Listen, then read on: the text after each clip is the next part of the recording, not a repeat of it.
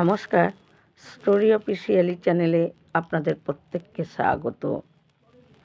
আমি আজকে রামায়ণ, মহাভারত, শ্রীমদ্ভাগবতের কোনো কাহিনী বলছি না। আমি আজকে একটা সুন্দর শিক্ষামূলক গল্প বলছি, যেই গল্প শুনলে প্রত্যেকের মধ্যে নিজে শিক্ষা গ্রহণ করতে পারে। আসলে এই রকম ছোট ছোট শিক্ষামূলক গল্প শোনারও খুব দরকার। কারণ অনেক সময় এই বড় বড় রামায়ণ, মহাভারত, শ্রীমদ্ভাগবত, শিবপুরাণ, ব্রহ্মপুরাণ, এগুলো পদ্মপুরাণ, এগুলো পড়ার মতো অনেকেরই সময় হয় না। আবার অনেক সময় দেখা যায় যে এগুলো একবার অধ্যয়ন করে তার সম্বন্ধে গভীরে কিছু বোঝাটাও অসুবিধা হয়ে যায়। কিন্তু জীবনের শিক্ষা গ্রহণ করার জন্য সমস্ত জিনিস থেকেই শিক্ষা গ্রহণ করা যায়, সে ছোটই হোক বড়ই হোক।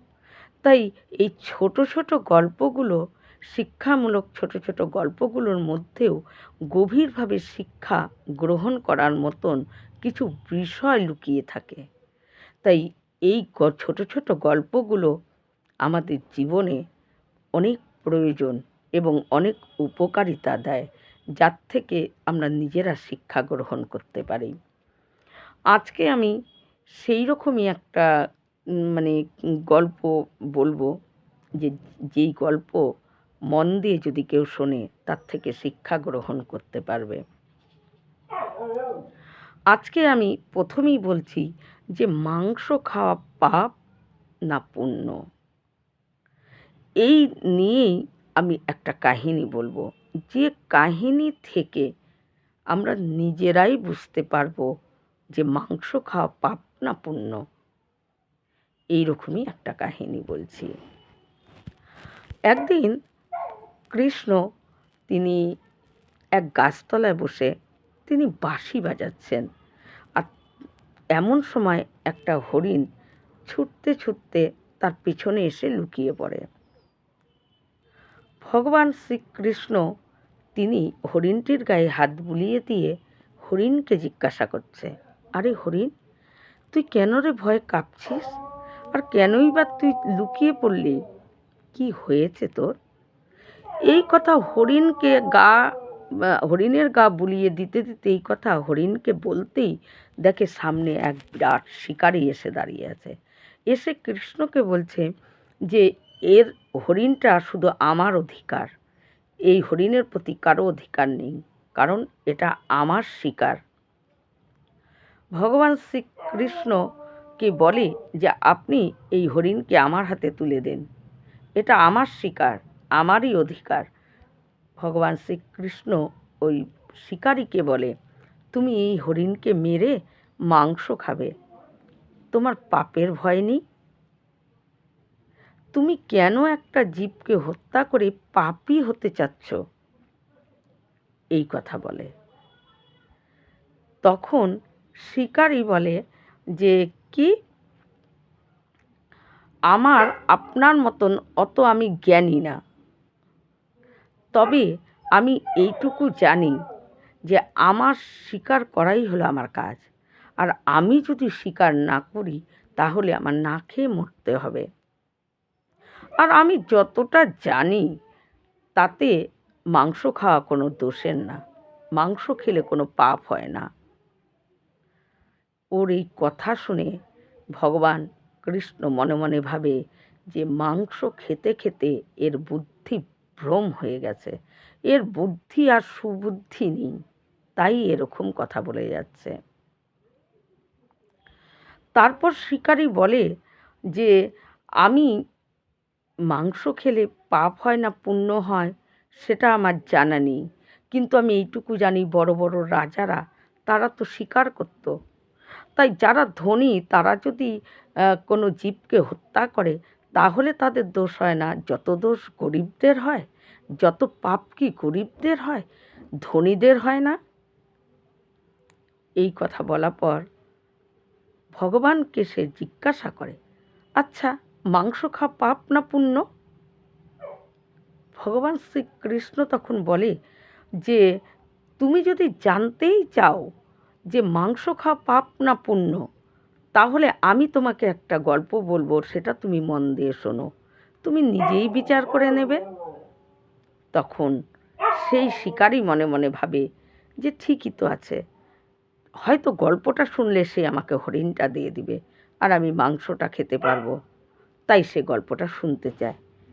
ভগবান কৃষ্ণকে বলে যে আপনি গল্প বলুন, আমি শুনব, মাংস খাওয়া পাপ না পুণ্য। তখন ভগবান বলে, গল্প বলতে তাকে শুরু করে। কৃষ্ণ বলে যে মগধে একবার অনাবৃষ্টির জন্য খাদ্য অভাব হয়েছিল। রাজা এই নিয়ে খুব দুশ্চিন্তার মধ্যে পড়েছিল, কারণ রাজার কাছে যতটুকু সঞ্চিত শস্য ছিল, সেই শস্যটুকু শেষ হয়ে গেলে রাজা মহা বিপদে পড়ে যাবে। এদিকে প্রজারা তাদের খাদ্য অভাব হয়ে গেছে। তাই রাজা একদিন মনে মনে ভাবে যে এতটুকু শস্য সঞ্চিত আছে আমার কাছে, এইভাবে যদি চলি তাহলে এইটুক শস্যও শেষ হয়ে যাবে, তখন কি হবে? তাই এই শস্যটুকু থাকতে থাকতে যদি আমি কোনো একটা পরামর্শ পেয়ে যাই কারো কাছ থেকে, তাহলে সমস্ত প্রজারা তারা কোনো রকমে খেয়ে দিয়ে বেঁচে থাকতে পারবে। তাই রাজা কী করে, তার মন্ত্রীদের এবং তার প্রধানমন্ত্রীকে এবং সমস্ত সামন্তদেরকে রাজা ডেকে পাঠায় এবং তারা প্রত্যেকে আসে। এবং রাজা এসে বলে যে আমার কাছে তো অল্প সঞ্চিত শস্য আছে, কিন্তু এইটুকুও তো ধীরে ধীরে শেষ হয়ে যাচ্ছে, কিন্তু এটাও যখন শেষ হয়ে যাবে তখন তো মহা বিপদে পড়ে যাব। তাই তোমরা আমাকে এমন একটা পরামর্শ দাও যে একটা সস্তা জিনিস খেয়ে যাতে সমস্ত মানুষেরা বেঁচে থাকতে পারে এবং সেই খাবারে একটু পুষ্টিও আছে, জীবন ধারণ করে থাকা যায়। সমস্ত সামন্তরা তারা একটু চিন্তা করে রাজার কথায়, কিন্তু সমস্ত সামন্তদের মধ্যে একজন সামন্ত, তার শিকারে খুব মানে ভালো লাগতো শিকার করতে। সে তখন রাজাকে বলে, রাজামশাই আমি বলবো যে সবচাইতে এখন সবার মাংস খাওয়া উচিত। এটা বিনা অর্থে এই মাংস পাওয়া যায় আর খুব সস্তা। এই মাংস পাওয়া খুব সস্তা। জমিতে ফসল ফলাতে গেলে সেই জমিটাকে উর্বর করে নিতে হয়, তারপর বীজ, তারপর সেখান থেকে চারা গাছ, তারপরে গাছ বড় হওয়ার পর ফসল ধরবে, তারপর সেগুলোকে কেটে সব কিছু খাদ্য মতন পরিপূর্ণ করে তুলতে অনেক সময় সাপেক্ষ। কিন্তু সবচাইতে অল্প সময় এবং পুষ্টিকর খাদ্য এবং সস্তা, সেটা হলো মাংস। তাই এই সময় যদি সবাই মাংস খায় তাহলে আপনার শস্যগুলো কিছুটা সঞ্চিত থেকে যাবে। একজন সামন্তর এই কথায় যতগুলো সামন্ত ছিল সবাই তাকে সমর্থন করে যে ঠিক বলেছে, ঠিক একদম এর কথাই ঠিক। কিন্তু যে রাজার প্রধানমন্ত্রী, সে মুখে কোনো কথা বলে না। রাজা তাদের কথা শোনার পর প্রধানমন্ত্রীকে বলে যে তুমি কেন চুপ করে আছো, তুমি কিছু বলো, হ্যাঁ না যা হোক তুমি কিছু বলো। কিন্তু যে রাজার প্রধানমন্ত্রী, সে রাজাকে বলে, রাজামশাই আমার মনে হয় মাংস অতটা সস্তা না, মাংস অতটা সস্তা না, আর আমার মতামত আমি আপনাকে কালকে জানাবো। রাজা বলে ঠিক আছে। তারপর সভা ভেঙে যায়, সবাই চলে যায়। কিন্তু রাজার যে প্রধানমন্ত্রী পরের দিন রাজাকে তার পরামর্শ জানাবে, কিন্তু তার মনে মনে চিন্তা করে যে মাংস খাওয়া কেমন করে সস্তা, আমি সেটাই দেখাবো। যে সামন্ত রাজাকে মাংস খাওয়ার কথা, মাংস সস্তা বলেছিল, সেই সামন্তর বাড়িতে রাজার প্রধানমন্ত্রী যায় পরের দিন সকালে। গিয়ে বলে যে প্রধানমন্ত্রীকে দেখে সামন্ত প্রচণ্ড ভয় পেয়ে যায় যে নিশ্চয়ই কোনো বিপদ হয়েছে, নিশ্চয়ই কোনো অঘটন ঘটেছে। তখন বলে যে দেখো, রাজা কালকে সন্ধ্যাবেলায় এতটা অসুস্থ হয়ে পড়ে।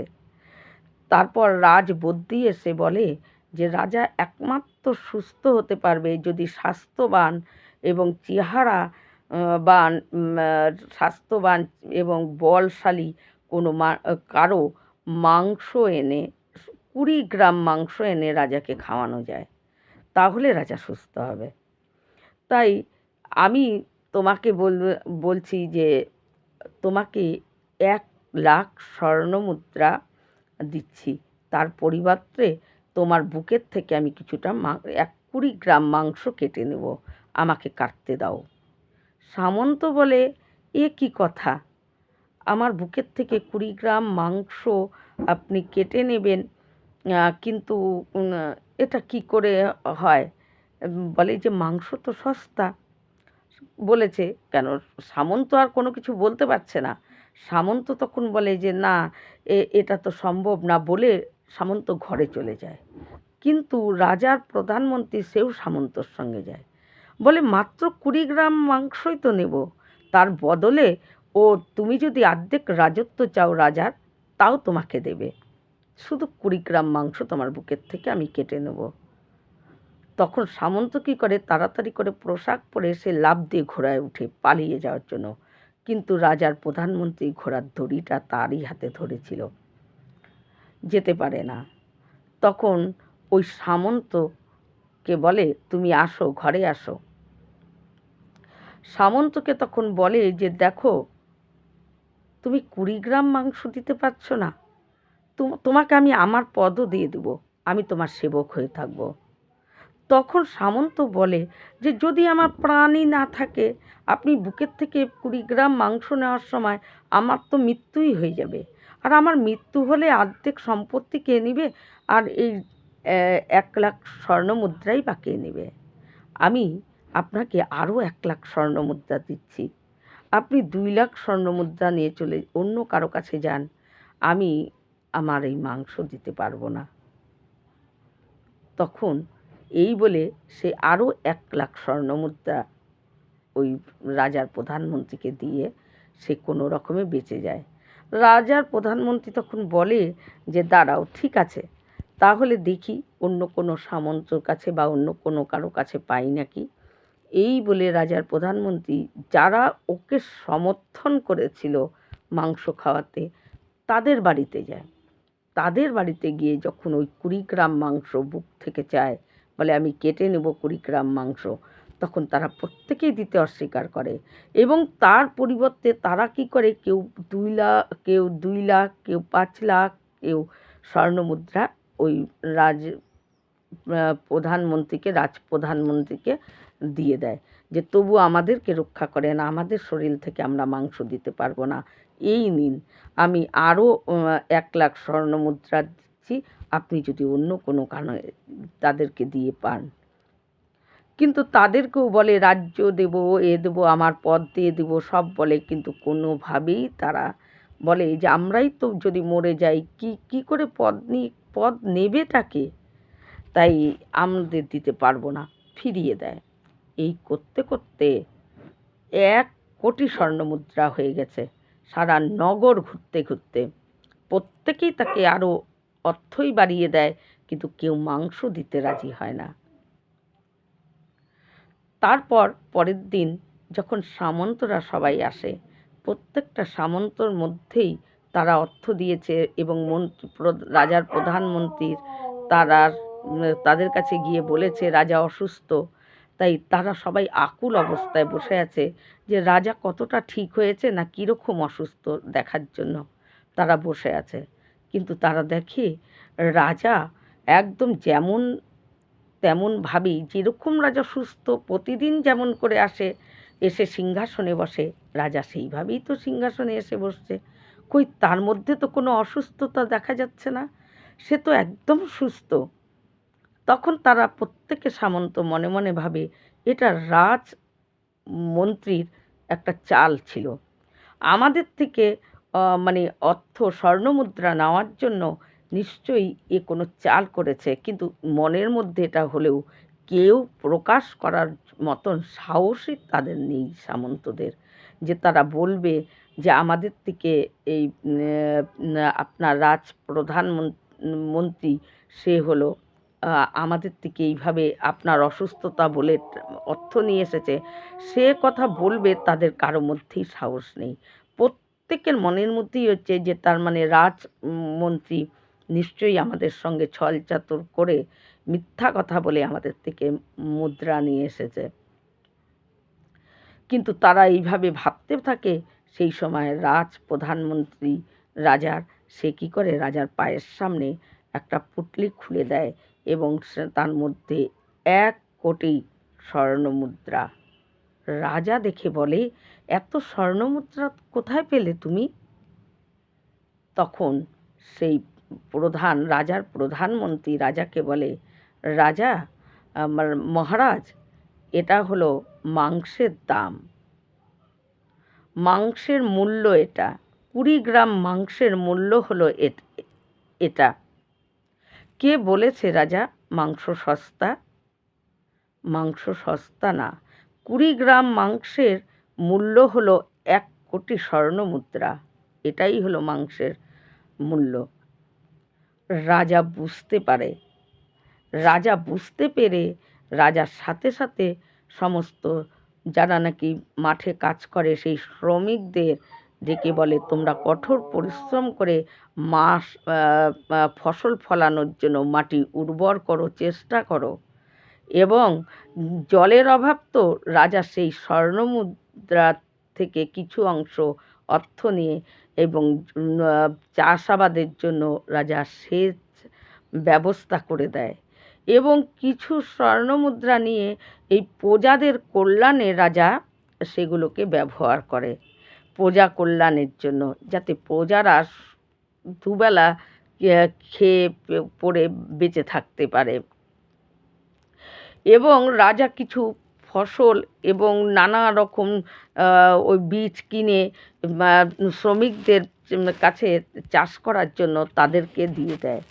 কিছু অর্থ প্রজাদের কল্যাণে এই রকম করে রাজা যখন সমস্ত অর্থগুলোকে এইভাবে তার এই সেচ ব্যবস্থা, জলের ব্যবস্থা এই সমস্ত করার জন্য এবং মাটি এগুলোকে দিয়ে রাজা যখন ফসল ফলানোর কাজে রাজা কিছু স্বর্ণমুদ্রা, ওই স্বর্ণমুদ্রা কিছু খরচ করে এবং শ্রমিকেরা, চাষিরা তারা কী করে কঠোর পরিশ্রম করে জমিতে সুন্দর ফসল ফলায় এবং সুন্দর ফসল যখন ফলে ওঠে তখন করতে করতেই সুন্দর ফসল ফলাতেই এই আবহাওয়া সেও ঠিক হয়ে যায়।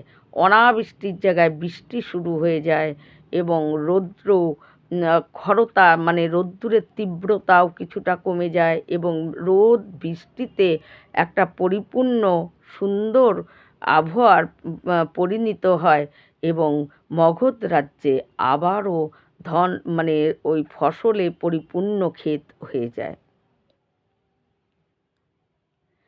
তারপর ভগবান শ্রীকৃষ্ণ তখন বলে যে যদি একটা জীবকে যখন হত্যা করা হয় তার ভিতরেও কষ্ট হয়, তারও ব্যথা লাগে, যেমন আমাদের লাগে। তাই তাদেরকে স্বীকার করলে, তাদেরকে এইভাবে স্বীকার করলে তাদেরও তো কষ্ট হয়, তারাও তো ব্যথা পায়।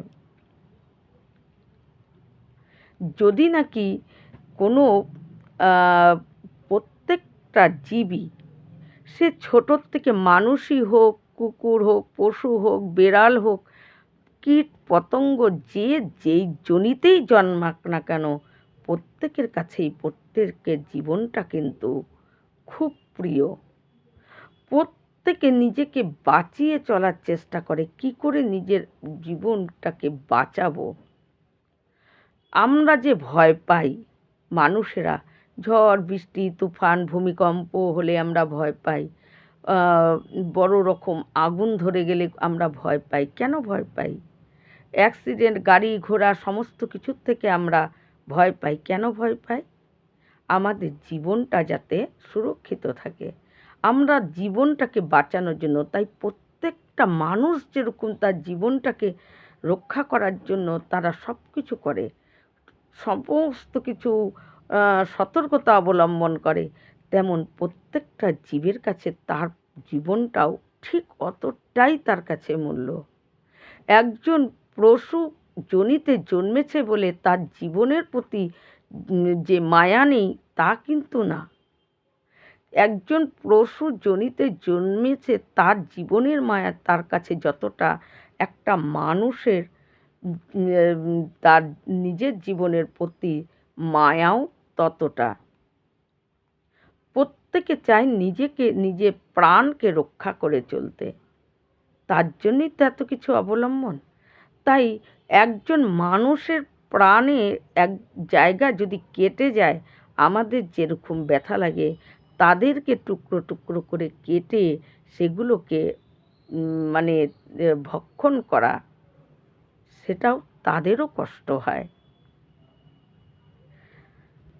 তাই এই কথা যখন ওই শিকারীকে বলে, শিকারী তখন বুঝতে পারে যে একজন আমাদের শরীর থেকে যদি 20 গ্রাম কেউ মাংস নিতে চায়, আমরা কি দিতে পারবো? কিন্তু একটা জীব, তার কাছে, আমার কাছে আমার জীবনের যতটা মূল্য, একটা জীবের কাছেও তো ততটাই তার মূল্য। কিন্তু তার জীবনের ততটা মূল্য তার কাছে, কিন্তু তা উপেক্ষা করে আমরা মানুষেরাই তাদেরকে কেটে ফেলি। তাই ভগবান বলে প্রত্যেকটা জীবই, প্রত্যেকটা জীবেরই নিজের জীবনটা হলো খুবই মূল্যবান। তাকে রক্ষা করার জন্যই সারা জীবন তারা নিজেকে রক্ষা করে, তার নিজের জীবনটাকে রক্ষা করে চলতে চায়।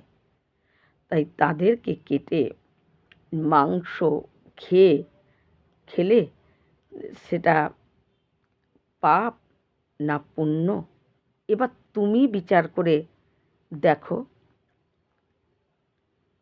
তখন শিকারী কি ভগবান শ্রীকৃষ্ণকে চরণে প্রণাম করে এবং কৃষ্ণকে কথা দেয় যে আজ থেকে আমি কোনো দিন শিকার করব না, আর কোনো জীবের মাংস গ্রহণ আমি করব না। আমি বুঝতে পারলাম যে আপনার এই কাহিনীর থেকে আমি শিক্ষা পেয়ে গেলাম যে প্রত্যেকটা জীবেরই তার নিজের জীবন খুব প্রিয়।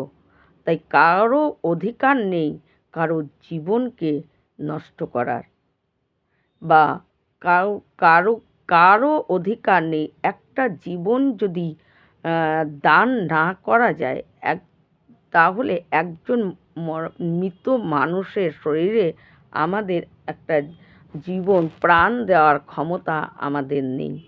কি করে তাহলে আমরা একটা জীবকে মৃত্যু, তাকে মরতে বাধ্য করতে পারি? একজনকে প্রাণ দান করার ক্ষমতা নেই, অথচ তার প্রাণ নেওয়ার অধিকার আমাদের কে দিয়েছে? কে দিয়েছে? কেউ দেয়নি, কেউ দেয়নি। এটা আমাদের নিজেদের কর্মকাণ্ড। আমরা নিজেরা নিজেদের স্বার্থে তাদের একজনের মূল্যবান, প্রত্যেকের কাছে প্রত্যেকের জীবন হলো মূল্যবান। আমরা তার ওই অনিচ্ছা সত্ত্বেও তাকে জোর করে কেটে ফেলা হয়।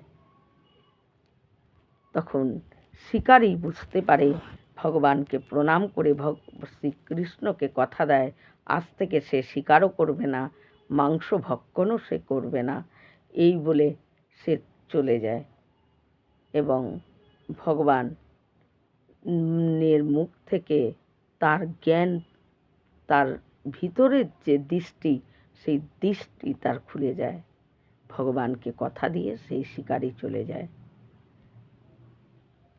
তাই এই গল্পের থেকে, এই গল্পটি কি মন দিয়ে শুনে যদি বিচার করলেই বোঝা যাবে মাংস খাওয়া পাপ না পুণ্য। এই রকম ভিডিও পাওয়ার জন্য আমার চ্যানেলটিকে সাবস্ক্রাইব করবেন। নমস্কার।